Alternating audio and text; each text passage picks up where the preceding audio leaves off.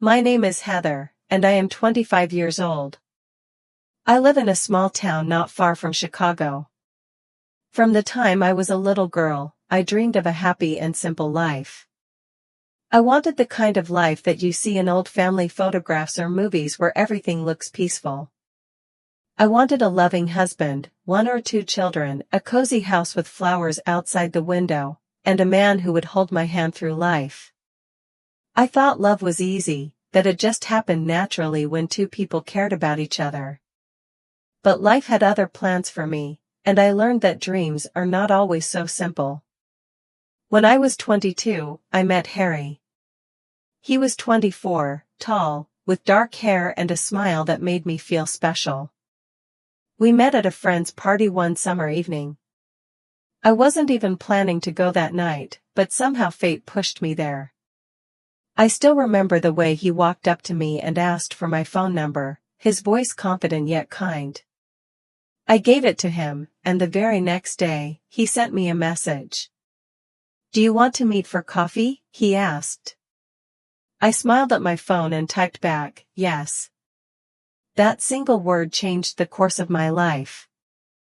We met in town at a small cafe. I was nervous at first, but once we started talking, the nerves disappeared. Harry made me laugh, and I loved the way he listened to me like every word I said mattered. After that, we saw each other often. Sometimes we went for walks in the park, sometimes we shared cheap dinners, and sometimes we just sat in his car listening to music.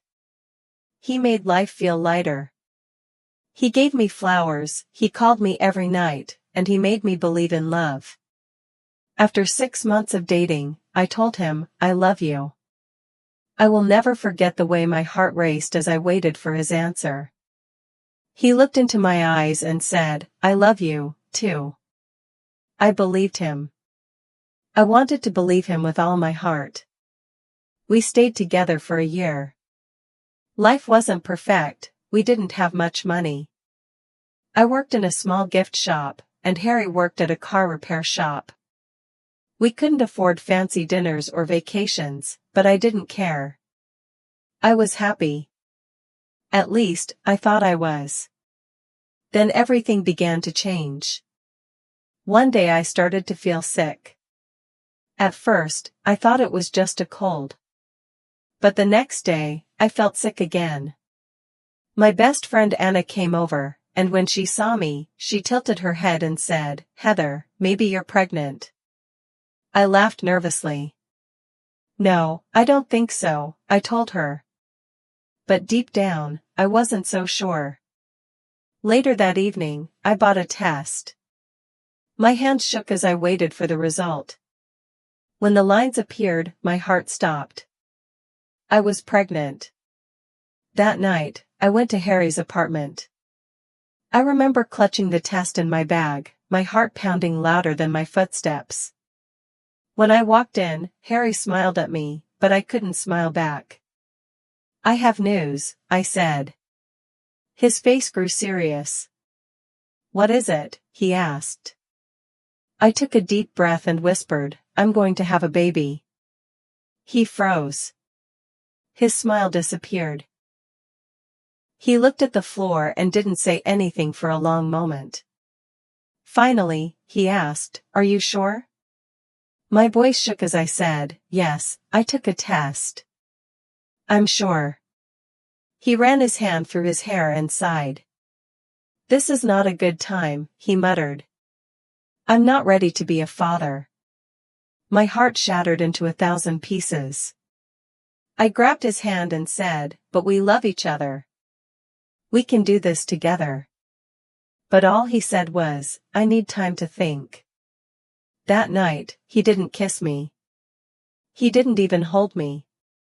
I lay awake while he turned his back to me. By morning, he left early, saying only, "See you later." But deep inside, I knew something was broken. After that night, Harry stopped calling me. He stopped answering my messages. Days turned into weeks, and the silence grew louder. One day, I went to his apartment. I knocked on the door, but he never opened it. I sent him one last message, begging for an explanation. His reply was short, "I can't do this. I'm sorry." That was the last time I heard from him. I sat on my bed for hours, crying until my body ached. I couldn't believe the man who had promised me love and forever had walked away so easily. I was pregnant and alone. When I told my parents, my mother cried with me. She held me like I was still her little girl. My father, a man of few words, simply said, "We are here for you, Heather." Those words gave me strength. I moved back into their house. Every day, I grew more tired, but as my belly grew bigger, I began to feel a strange mixture of fear and love. When I went to the doctor and saw my baby's tiny body on the screen, when I heard her heartbeat for the first time, I cried tears of joy. For the first time since Harry left, I felt hope. I worked at the gift shop until the baby came. Then one night, pain gripped my body, stronger than anything I had ever felt. My mother rushed me to the hospital.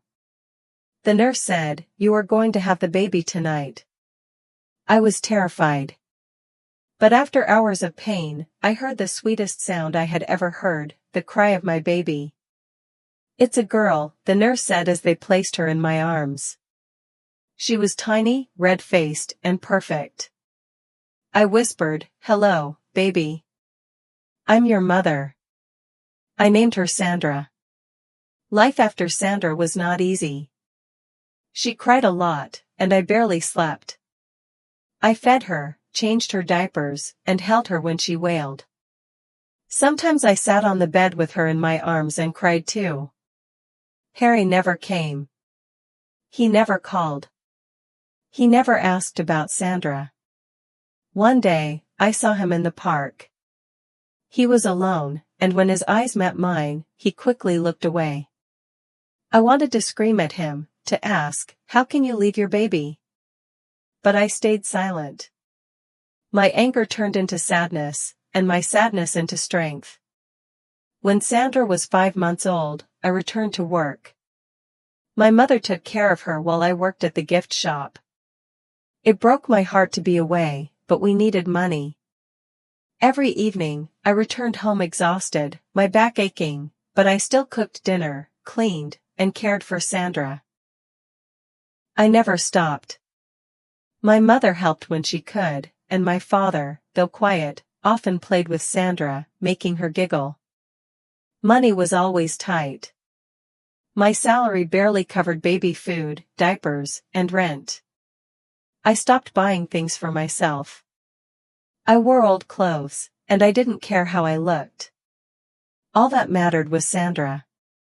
When she got sick, I stayed home with her, even though my boss warned me not to miss so many days.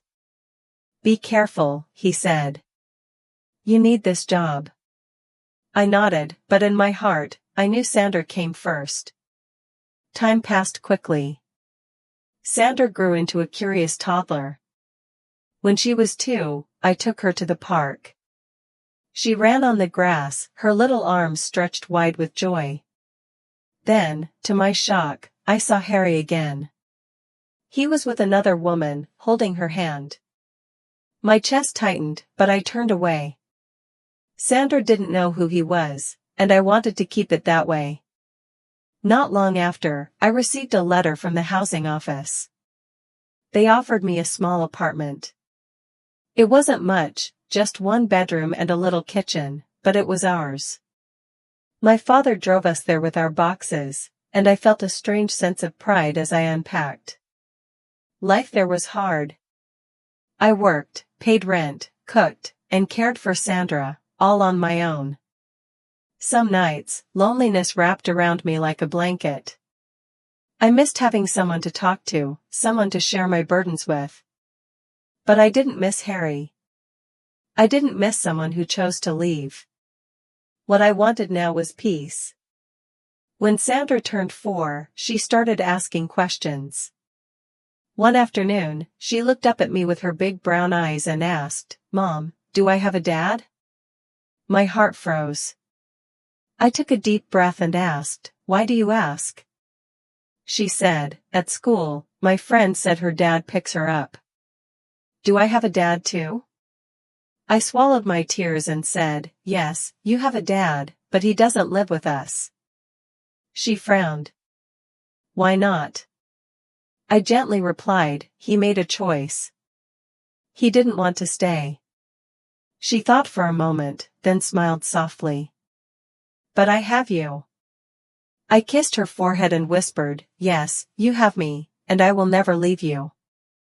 In that moment, I realized something powerful. Love is not about words or promises. Love is about staying. It's about showing up every single day, even when you're tired, scared, and broken. Looking back, I remember the tears, the lonely nights, and the fear of the unknown. But then I look at Sandra's smile, and I know it was all worth it. I did it all alone, but I was never truly alone. I had her. And she had me. Life taught me a hard lesson. People may leave, promises may break, but love, real love, stays. And as long as you have love, you will always find the strength to keep going.